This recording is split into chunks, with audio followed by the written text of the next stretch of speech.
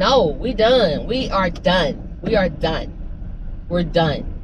You don't have to get it right the first time. You don't even have to get it right the second time. But maybe one day, you're going to get it right. Okay. Welcome back to the channel. Today we are talking about 3 things that will help you for preparing for your child to go back to school, and 3 things that I did that made the biggest difference. And don't forget about Emily. And me sending my kids back to school this year. And it made things go a lot more smoothly. So I want to go over those things with you guys so that you can prepare. You might have already had a first week of school, and that's fine. So you can implement this in the second week or the third week or whatever it may be. But the facts of the matter are, this is something that changed the game for me on the first week of school for my kids. So typically we all have issues with getting these children back to school because their sleep schedules are off. They still want to do what they've been doing all summer. You kind of been in relaxation mode, possibly, especially if you work from home like me. And, you know, things got to go back onto a routine. You know, it was a nice little break. You know what I mean? But it's chaotic. So don't get me wrong. I don't have it all figured out. I'll be figuring this out while I go. And I'm here to tell y'all that it's something that I don't mind sharing. I don't mind being honest about that. But when I find something that works, I want to share it with other moms, other stepmoms, other wives, other women, period, so that we can conquer this thing called motherhood, okay? The number one thing that I did on the back to school week for these children and for myself that changed the game for me, and it's something that people always talk about, but I believed them, but I finally tried it for myself. I woke up an hour earlier than them, okay? Now, I will say, my youngest one, he don't have to be up until 8. My oldest one, he got to be up like at, I think, now he got to be up at 6. Now, did I wake up at 5? No. But the oldest one, he got his stuff together. So I woke up at 6, which means that I was actually 2 hours ahead. And at least I'm talking. I was actually 2 hours ahead from my youngest one.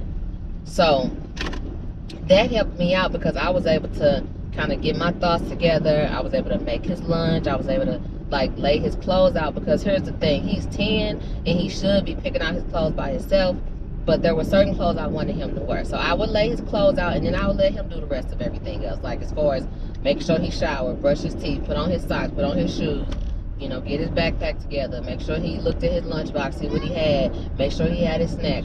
Me waking up earlier just made things just that much more easier for me for the first week of school, instead of just rolling out of bed at 8 o'clock with him, which is what I did last school year, y'all. And I'm very ashamed to talk about that because it was such a disaster.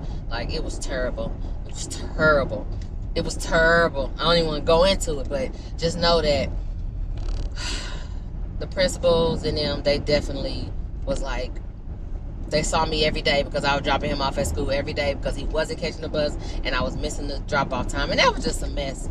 That was just a mess. But it was other things I was going through stress-wise. So it definitely had a trickle-down effect onto him. But the number one thing that I changed, which I encourage you to try to wake up a bit earlier than your child if you're not already doing so. If you're a work-from-home parent like me, you know, we get a little bit more flexibility when we work from home.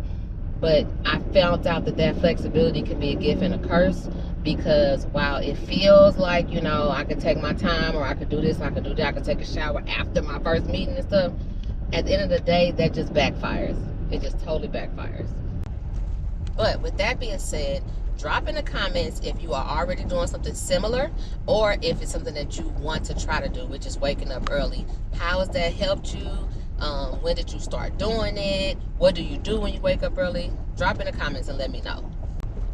Now, the second thing that I did for this back to school that helped me out was I am allowing the boys to be independent. I am allowing my boys to be independent. So, like I was just saying, the oldest one is 15. I don't wake him up. He has an old school alarm clock, because it ain't gonna be no my phone died, or, you know, being on your phone, you know, all that stuff, all those lies and excuses that these teenagers try to make or whatever. But he got an old school alarm clock that he he has to sit and he has to get up. It's on the other side of the room, and he gets himself up every single day, no questions asked, catches the bus, washes his own clothes, all of that stuff. Now, I do prepare his lunch because he's an athlete, and I want to make sure my boy eating some serious food. Now, we're not going to talk about if I'm good at it or not, but I'm learning. According to my sister, I suck at preparing food. But according to my kids, I do too. But anyway, the point is I'm allowing him to be independent and do these things on his own because this is going to help me. So yeah, him being independent is a really allows me to set the tone for the back to school, set the tone for how this school year is going to go, because I'm not stressing myself out unnecessarily. I already, if y'all watch my other videos, I already trying to lose weight, trying to look for a new job, trying to make things happen for my family. I can't be worried about, if he didn't got up on time on top of it. And I can't be doing all of that. So making these boys be independent and taking care of themselves in certain routines is very vital. And if you need some extra advice on that, watch my other video that talks about the crucial things you need to do when raising boys, okay? Now, as far as the 10-year-old goes, I did just mention that I laid his clothes out because it was, like I said, it was certain clothes I want him to wear this week. But yeah, making him be responsible as well. He's been getting ready for school for years now. You know you got to brush your teeth. You know you got to put your socks on. You know you got to have on deodorant. You know you got to have lotion on. Your elbows can't be ashy. You know these things. So I shouldn't have to tell you this every single morning. And guess what? I'm not going to tell him that this school year, because I am realizing, again, watch the video I'm telling y'all about, that I don't want to create a crutch, like dependent men, young men, because they're just going to be losers. If I do that, they're just going to be losers, and I'm not raising no losers. So anyway, after I was rudely interrupted, the third thing that you want to do that will help you out for the school year when getting these kids out the door and will set you up for success, if you are married, ask your spouse to help you. Okay? One thing that we do as moms is everything. We do everything. And we don't like asking for help. Or sometimes we ask for help in a nagging way. But this school year, I was like, I'm asking for some help. I am either asking my husband to get the lunch together, to go grocery shopping, to cook dinner, to do some things that's going to help me out, whether cleaning up, whatever it may be. I asked for help this school year. Even as it relates to like the shoe pickups. Like, because when I ordered his new shoes this summer or this school year, like, we had to pick them up. And I was like, hey, I ordered the shoes. Can you go pick them up? I ordered this. Can you go pick them up? Or can you check for this? Can you do it's little. It might be little, but I can't remember everything. So I had to ask him to help me out. So it's kind of like delegating. Like, for instance, like, even one of my sons left his football jersey at the house, and I couldn't take it to him. Well, I could have pressed my way out and took it to him, but instead, I asked his daddy. I was like, hey, he left his football jersey. Can you take it to him? Even with practice, I was like, hey, he getting out of practice. Can you pick him up? His friend need to ride home too. It's just, and I wasn't. It's not even like, okay, I'm putting everything out on him. But the fact of the matter is, I'm not trying to stress out myself and doing everything like I was before.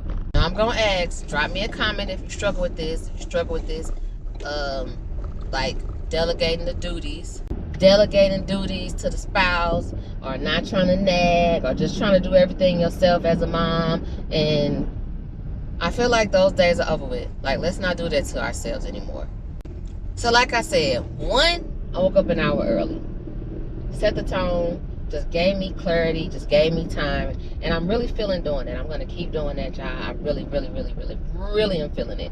Two, I make them Negroes be responsible for themselves. Like, no, we done. We are done. We are done. We're done. You don't have to get it right the first time. You don't even have to get it right the second time. But maybe one day, you're going to get it right. Okay? And then three, ask that husband for help. Ask that husband for help, baby. You know, I ain't gonna overdo it, but I'm definitely asking. Shoot, I'm tired. I ain't doing it all by myself. I'm trying to lose weight. I'm trying to work. Nope. We all trying to run this house. So hopefully those tips helped you. Please drop in the comments if you enjoyed this video.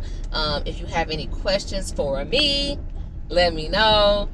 Because I've been at this, y'all. I've been at this, and I don't plan on stopping. If the Lord keep everything going good, But yeah, thank you for watching.